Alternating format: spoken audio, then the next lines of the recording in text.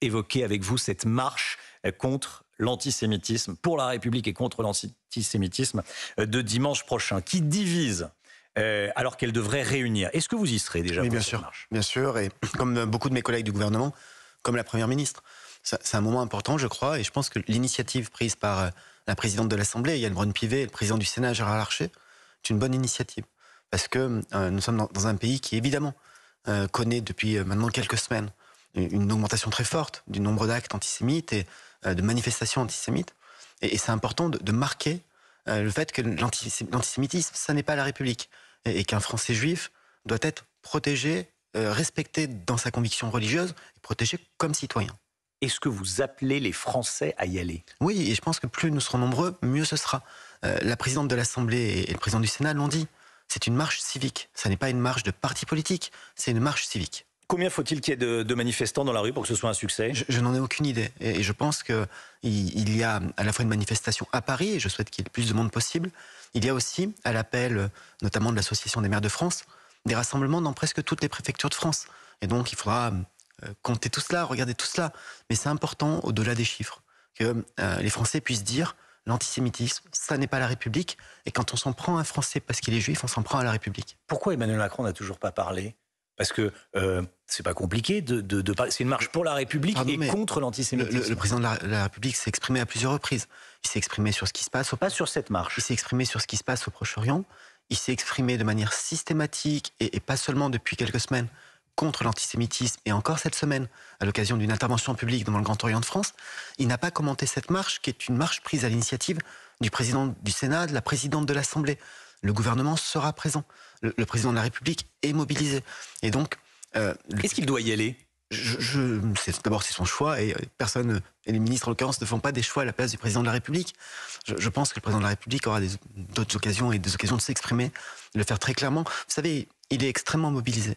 Est-ce que ça serait bien qu'il y aille? Il est extrêmement mobilisé pour que les Français qui sont à Gaza puissent être évacués, et pour que nos otages, parce que n'oublions pas que nous avons des otages à Gaza, puissent être repérés et libérés.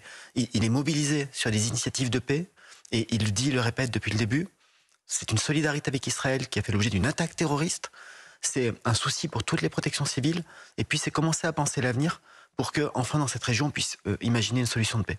Vous parlez de Gaza, vous parlez des otages. Est-ce que, en réalité, le président de la République n'a pas peur? À chaque fois, on essaye de rester sur ce en même temps, de parler des deux. Est-ce qu'au fond, il n'a pas peur de mettre le feu au banlieue, en réalité? Parler du président de la République et de peur dans la même phrase, c'est assez antinomique. Il montre depuis 6 ans qu'il ose, qu'il réforme, et que ce n'est pas la peur qui est son moteur en politique, loin s'en faut, c'est l'audace. Le président de la République l'a dit, et derrière votre question, c'est la question d'une forme d'équilibre des positions. Oui. La solidarité avec Israël est sans faille, parce qu'Israël a le droit de se défendre contre des terroristes islamistes.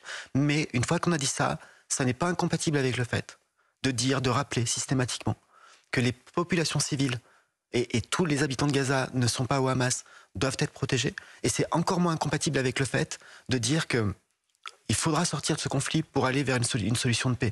C'est ça la position d'équilibre. Ça n'est pas tenir compte de telle ou telle pensée ou arrière-pensée.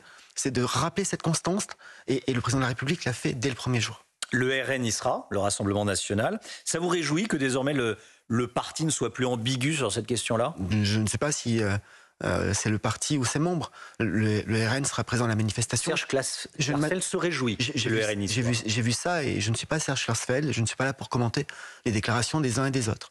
Je serai présent à cette manifestation avec mes amis de la majorité présidentielle, avec les membres du gouvernement. Je ne manifesterai pas aux côtés de l'extrême droite, comme je ne manifesterai pas non plus aux côtés de l'extrême gauche, qui par ailleurs sera, elle, absente.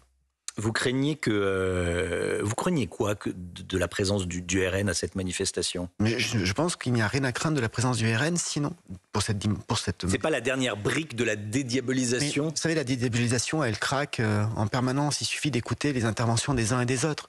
Quand vous avez des députés du Rassemblement National qui invectivent leurs collègues sur des manifestations publiques, comme c'est arrivé au député Renaissance Belkir Belhaddad il y a quelques semaines, dans sa propre commune, dans sa circonscription, dans l'Est de la France, la dédiabolisation, elle craque très vite. Et donc, moi, je considère que le Rassemblement National reste un parti d'extrême droite.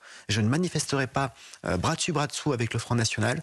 Je ne commande pas les déclarations des uns et des autres. Cette manifestation, elle est de dimanche, c'est une initiative civique et je crois que la présidente de l'Assemblée et le président du Sénat veilleront à ce qu'il n'y ait pas de récupération.